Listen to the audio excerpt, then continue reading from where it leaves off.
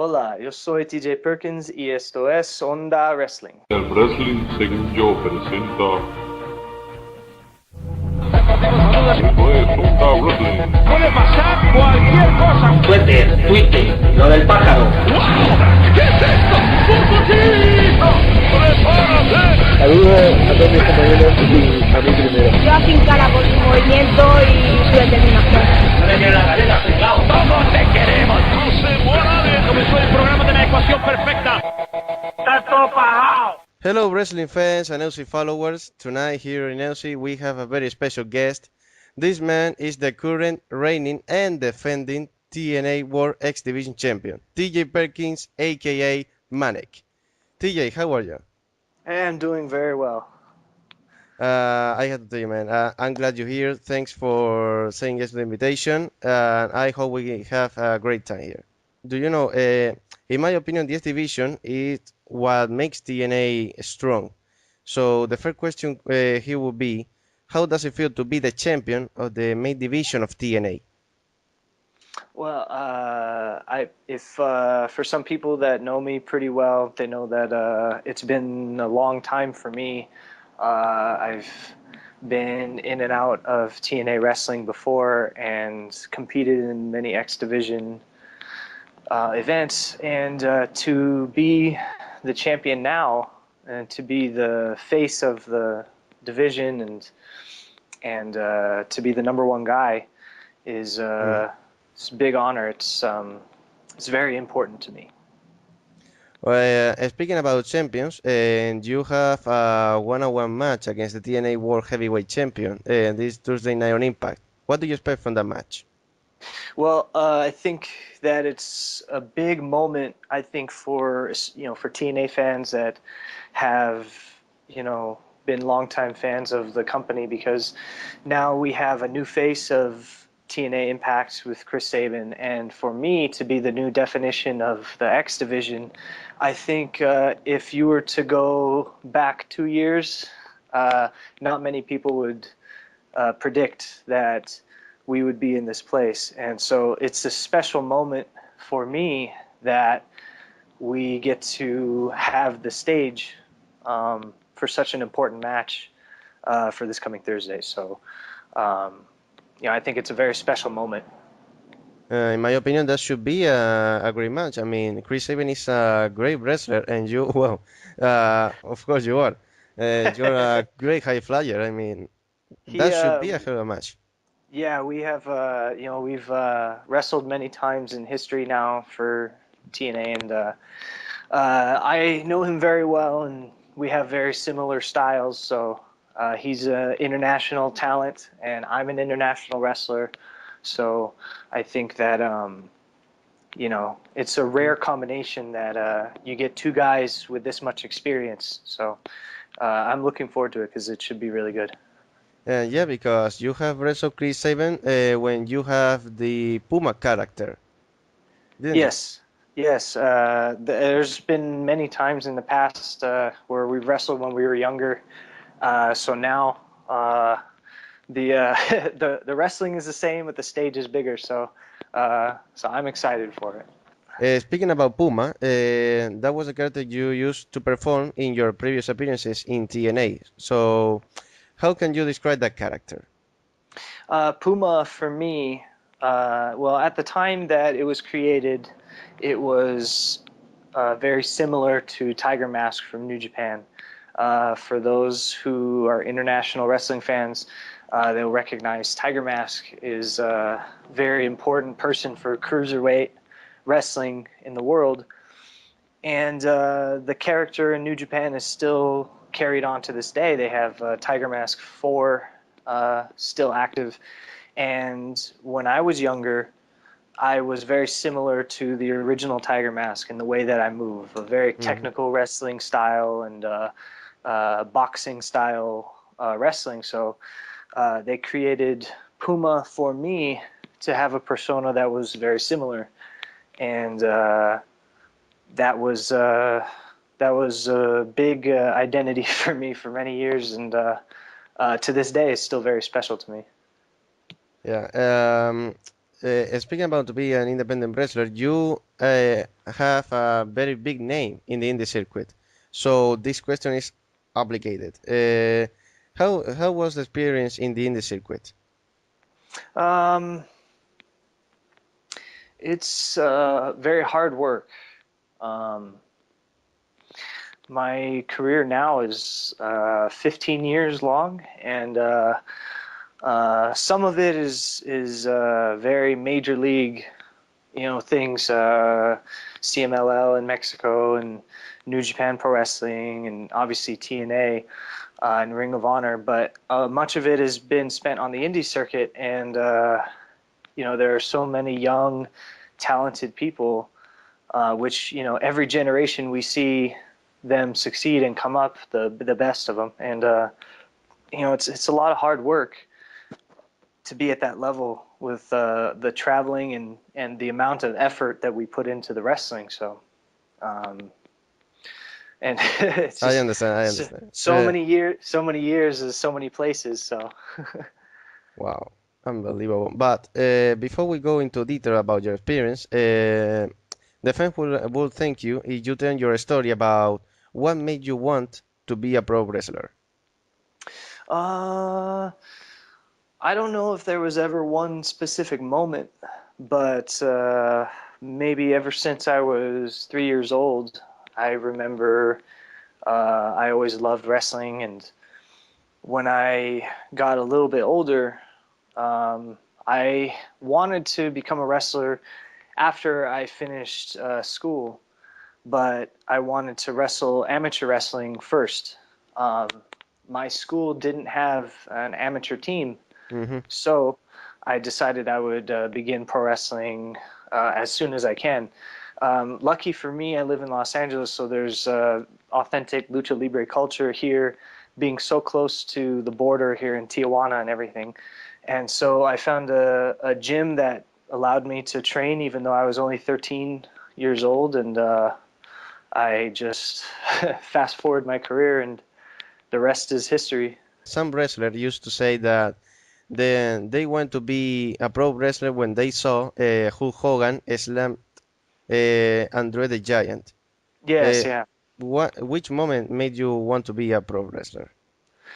I don't know if there was ever one specific moment. When I was growing up, I always loved wrestling, and I always thought someday I'll just be a wrestler. When I was 3 or 4 or 5 years old, I just thought someday I'll be a wrestler. I don't know why. No. That was an inspiration, and I think I didn't choose wrestling. Wrestling chose me. So. I know this is something personal, so you don't have to respond if you don't want. Mm-hmm. So, but what was your family reaction when they knew your intentions of being a professional wrestler? Indifference.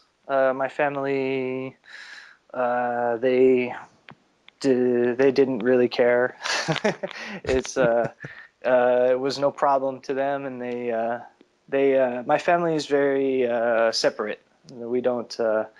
It's not very close. So I became a wrestler, and they didn't mind, and they don't really watch me wrestle. It's just they maybe they don't have an opinion. So Who inspired you?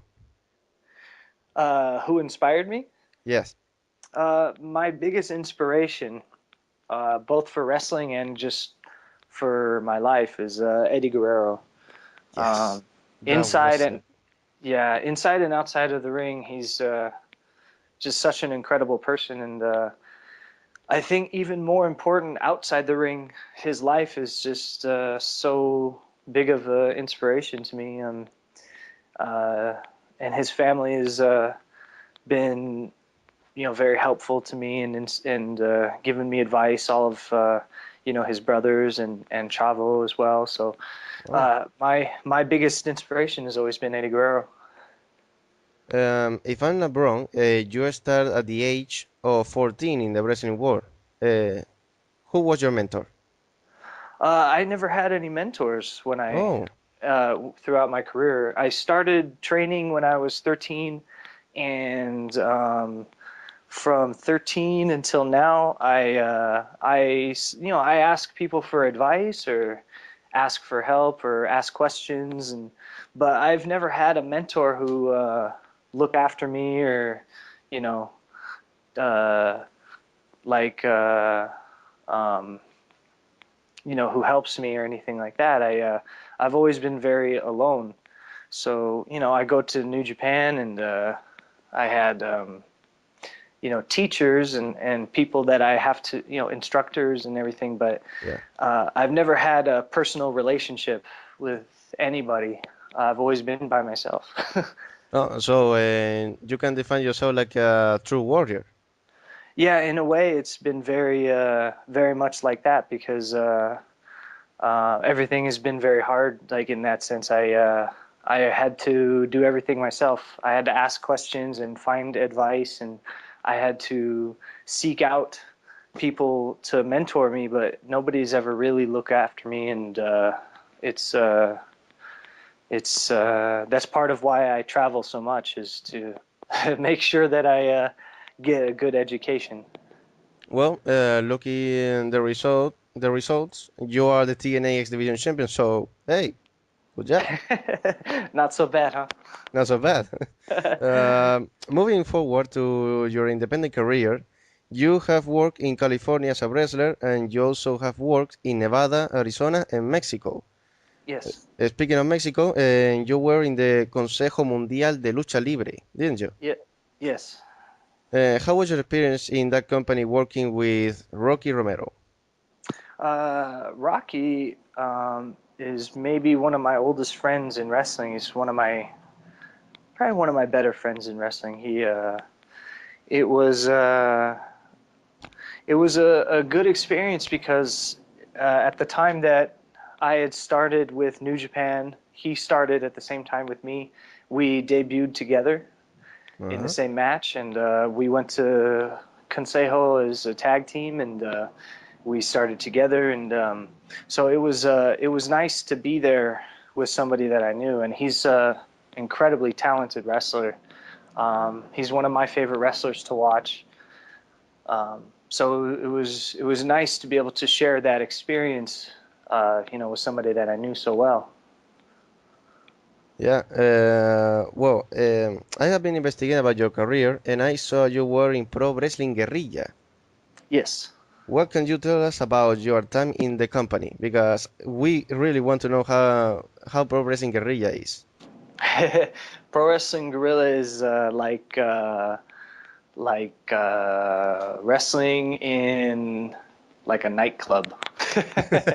It's a very exciting atmosphere. The crowd is very small, but it's very exciting. The people there are having so much fun, and it's not like traditional sports. It's something You new, know, something fresh. yeah, you feel like you're wrestling in the middle of a party. Wow.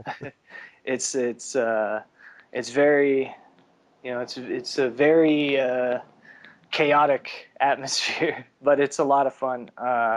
It's one of my favorite places to be, and so many talented people, as you know, have come through there. So I think that it's very rare, you know, the type of style that they have with so many great wrestlers. It's like an all-star show, and the atmosphere with the people is it's one of a kind. It's very unique. Yeah, Rob Van Dam is not the only one of a kind, you know? Yeah. Yeah. Take that, Avioli. Who would you say that was your best opponent and your best match in the company? Pro Wrestling Guerrilla, I mean. Yeah. Good question. I've had a lot of great opponents, obviously. I think recently I've had some of the best opponents that I've ever had. You know, I've in the past I've wrestled some really great people. You know, we're talking like Christopher Daniels and also you know, Claudio Castagnoli, which you now know as Antonio Cesaro. Ricky Reyes and Rocky Romero as well. And recently, I've been able to wrestle, some more current generation people, Sami Callihan, Yes. as well as Roderick Strong. So I think recently maybe one of my favorite opponents has been Sami Callihan. I also like wrestling Roderick Strong because he's has a very similar style as far as being a very technically sound wrestler. And I've had several matches with Davey Richards in the past, who is a longtime rival of mine and also a good friend. And those are three guys that I really have enjoyed the matches I've had with them. I think they've turned out really well. Actually, those are big names in the indie circuit. Yes. Would you like to have them in TNA as co-work partners?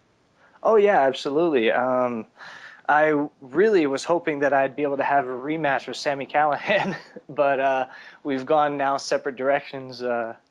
But he's extremely talented. So he's one guy for sure. And Davey Richards is a person I've known so long. And, when he was first starting and I helped him come to Los Angeles and to go to Ring of Honor and do certain things. And he, found such great success. And, Yes. I really admire his personality and his hard work. And, I would love to be able to share a locker room with him again as well. Yes. You also have worked in Ring of Honor. So there are some great names in that company, and you have faced a few of them, like you said before. So what was your best match in Ring of Honor and your best opponent? One of my favorite opponents was probably Jay Lethal. That's interesting. Yeah, he's one of my best friends outside of the ring, and I enjoyed wrestling him. We've known each other in the past from TNA and other places, and so I really enjoyed wrestling Jay Lethal. I think some of my better matches have been with Michael Elgin, as I think some people have seen. We have very different styles. And, I had a singles match with him and also a tag team match with him and Roderick Strong, where Amazing Red, another talented guy, Wow. came back for one night. And that was one of my favorite matches that I had in Ring of Honor. And then, believe it or not, one of my favorite opponents was the Prodigy, Mike Bennett, which a lot of people... I cannot believe it. Yeah, a lot You of people can be. wouldn't. A lot of people wouldn't guess it, but he is one of the most talented guys in Ring of Honor at the time, and he was one of my favorite matches. Was against Mike Bennett. Well, I know Mike is a very charismatic wrestler, so why not?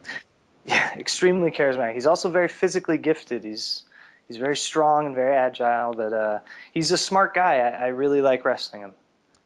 I will also know how to be working in ROH. I mean, the training, the matches, the atmosphere in the backstage. Now it's same as any major league place, like TNA or WWE or something like that. When you have television production and now Ring of Honor is making a transition to be bigger.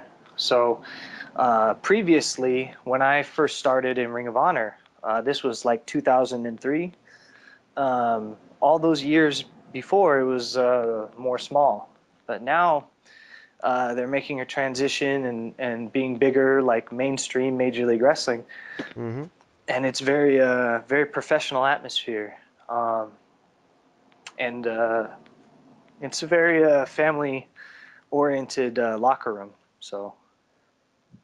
Um, and this is a question that I think those who want to be a pro wrestler will thank you. Seriously. How how much money can earn a wrestler in the indie circuit? Ooh, I don't know. That's really up to the individual person. Some people struggle. Many people struggle. For me, I've been able to do okay, and you know, I bought a home and I have a nice car and I have a very normal life. But you know, you have to hustle and work very hard. Many independent wrestlers, they don't realize how much work they have to put in. So Yeah, normal people think that someone will give you a house and a nice car, like you said before, as a present.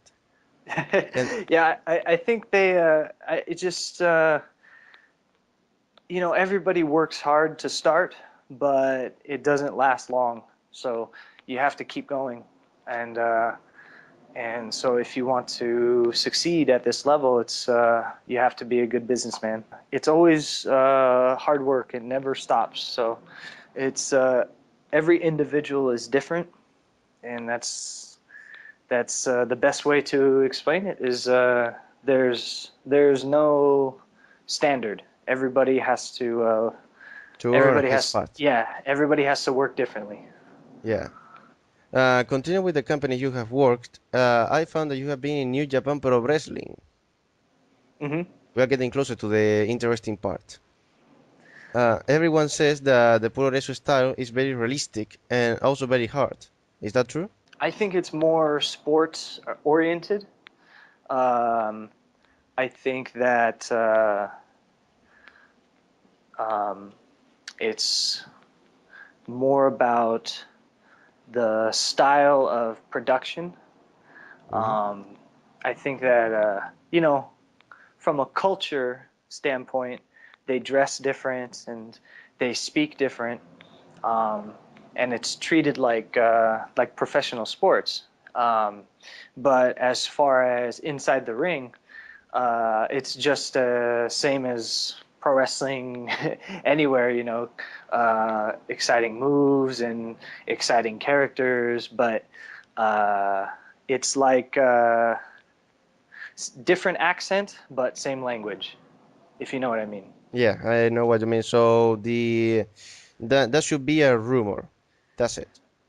Yeah, yeah. I mean, I think it's just the like production on the outside, like television, and in America, the production is viewed like television show, but Yes. in say Japan or even Mexico, it's the production is viewed like professional sports.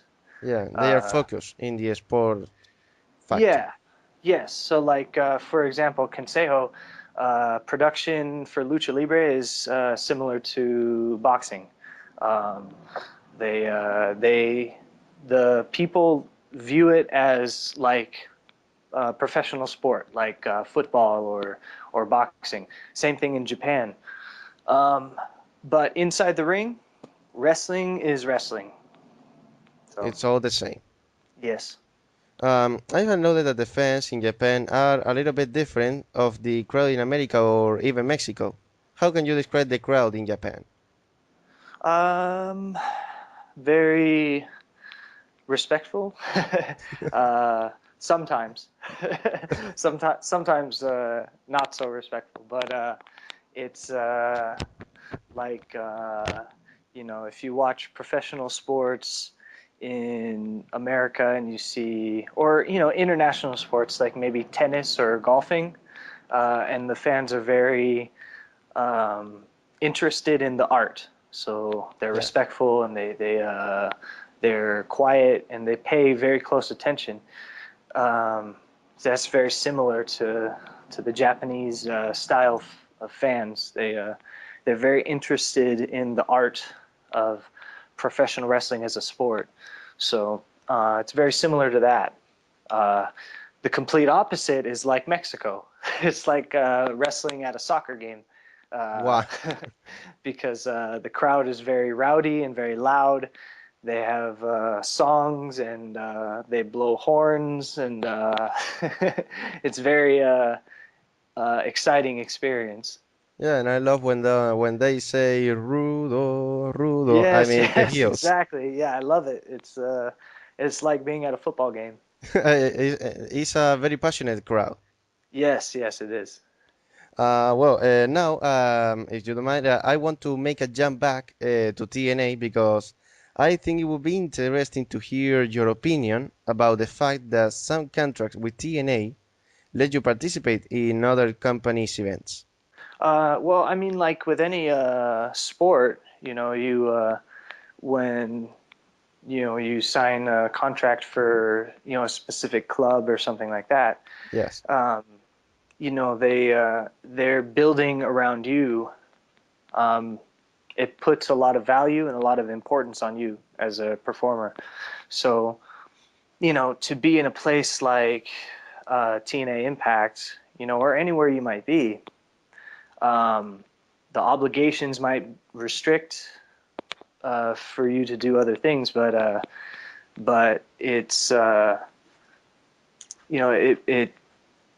it shows how important you are and how much of a cornerstone you are to the company. So it's sort of a two-way thing. What would you say about the atmospheres of TNA backstage? Just like you said before with Ring of Honor. Oh, it's very upbeat. It's like a family. Everybody is usually playing games and having fun, and it's maybe the most comfortable place that I have been. So I really enjoy it there. Well, each and every single wrestler from TNA says the exact same thing. So, hey, congratulations for that. Yeah, a nice backstage is very important for the company and for the workers. Yes, yeah. So, I would like to hear your opinion about the fact that TNA is on the road. I mean, big jump. Oh yeah. It's a big transition, but I think it's something that they should have done years ago. Seriously. Wow. It's being in a new city every night and having new fans every night. It creates a more natural experience for the fans. I think if you do this, then you can see how talented every wrestler is because it's a very organic atmosphere. Um, and I think it's a great move. It's exactly what TNA Impact needs. And there are a few rumors that say that TNA is having economical problems with that. What would you And say about that? I haven't heard or seen anything about that from the other side. I think that's just Another rumor. just speculation. Yeah. And we expect that it's just a speculation. Seriously, TNA is really important for a lot of fans, me included. Yeah, I think too. TNA has a very big international presence. I think for mainstream for Major League Wrestling, I think they have a lot of fans in Europe, like in the United Kingdom and different places. So, it's I think that the support for it around the world is pretty strong. So, it's important to everybody. Yes, it is. Another question. Well, sorry. We have noted that TNA changed their all pay-per-views into Impact specials. So, looking back to the success of the Destination X special, do you think this is a good idea? Um, Yeah, I like that. If you for those fans who have been around for many years, you remember in WCW Yeah. they had traditional big events like Yes, they had. Starcade or whatever, Mhm. and then they also had television specials that would come along every so often, and I think it's a good system because it gives people the chance to see, different types of events. Yeah. And it's not something that's so regular. I think that if you were to watch now, like WWE, for example, for so many years, every single month is like the same thing. Television show, pay-per-view, television show. And I think now this is a way to have more exciting events and more surprises. So. And they can make also very exciting impact shows. Yes, yeah, I think it's a great way to expand. Which rival would you like to face in a close or maybe long future? If there's one person that I would like to wrestle, it'd probably be AJ Styles, because AJ and I have almost been wrestling same amount of years. He's a little bit more, and I've known him for more than 10 years now, but we've never one time wrestled. So I think for me, I would enjoy it.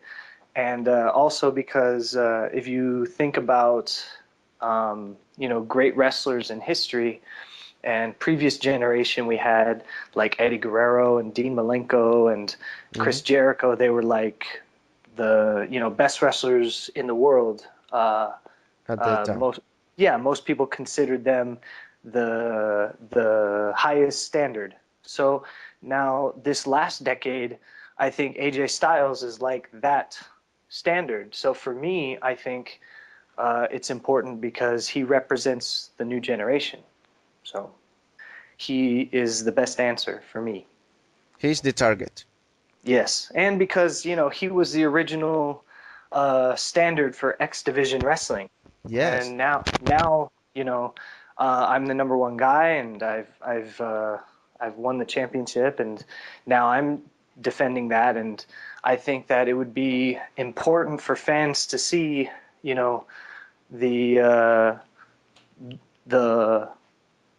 previous king versus the current king. So Yeah, the past versus the future. yes, exactly. That should be a great match. Well, Seriously. I hope so. So he's definitely somebody for me. He's on my menu for that. So Who do you think that will win the Bound for Glory series? oh, it's a good question. Speaking of, I feel like AJ is maybe the most dangerous wrestler in the series. I don't know. It's such an exciting tournament. I mean, so many different things can happen. I really don't know. My money is on AJ Styles or Austin Aries, and then I think Samoa Joe. I see. I definitely think that those are probably the top three guys that if you could pick finalists. And I think with AJ, because he has a more determined style now, and he's has a new submission move that has been very good for him. I think he's a pretty strong choice. Yeah, he is. Speaking about for Glory, you might defend your championship, the biggest event of the year. So, what does it suppose to you? I mean, Well, for me, it's really exciting because this year Bound for Glory is in San Diego, so it's right in my backyard. So that's really exciting for me. And again, to be in this position and have achieved this to become the champion is a big moment for me. But now to defend and to receive challengers, it's a statement for me that I'm the new standard for the X Division style. So yeah, this is a very rare question. Actually, I think no one has made you this question before. So here it comes. Would you like to defend your championship, Bound for Glory, in an asylum cage? oh, that is a good question, and I don't know. I I think that is like two directions, because on one hand, my greatest ability is to have good mobility and to be able to use everything to my advantage, and a cage definitely restricts that. On the other hand, I'm a great technical wrestler, and so being able to keep somebody in one place creates an opportunity for me to attack more easily. So the answer would be yes. And actually, I haven't seen an asylum cage in TNA since 2010. yeah, it's been a little while, and to be honest, I think I can do without another crazy Ultimate X match. So if we change it to Asylum Cage, then I'm all for that. And the fans would love to see that. So here comes the last question, and I think the best. What can we expect of this new version of Suicide, a.k.a. Manik? Well, I think that you can expect that there's going to be a strong definition for who I am. TJ and Manik is not two separate people. Manik is to me the way that Iron Man is to Tony Stark, and I think that it's a good representation for me. I think that it's a very exciting character for everybody, and I think it's something that people really can enjoy, because we now in today's world we watch Spider-Man and Iron Man and Batman and Superman and so many superheroes, and they represent the people, and I think that now I have an opportunity to represent everybody as my own superhero, and you can expect that that now this story will be much bigger than it has ever been. And the best part here should be that you're a true superhero. I mean, hey, you're not in a comic. You're there in a ring. Yes, yeah. So, people get to see, and like I said, TJ Perkins is Manik. Manik is TJ Perkins. It's the same person, and people can see that, every single day I live the same life, and people can see me, take that into the ring, and, the movie never ends. And we expect that never, ever ends. Seriously. Well, TJ, this is the end of the interview. Thanks for being here. This has been a great interview. I have learned a lot from you. And do you have to say something to your Wrestling Según Yo fans? First, I'd like to say thank you to everybody who's given me your support. If I don't have fans, then nothing I do is important. So it's a pleasure to have all of you. And if you want to see me or follow me every single day, you can follow me on my Twitter. It's @megatjp. And if you want to ask me questions, then you can find me at ask.fm @megatjp. Please continue to support TNA Impact, and this week especially myself versus Chris Sabin. It's a very big moment for a new generation for TNA.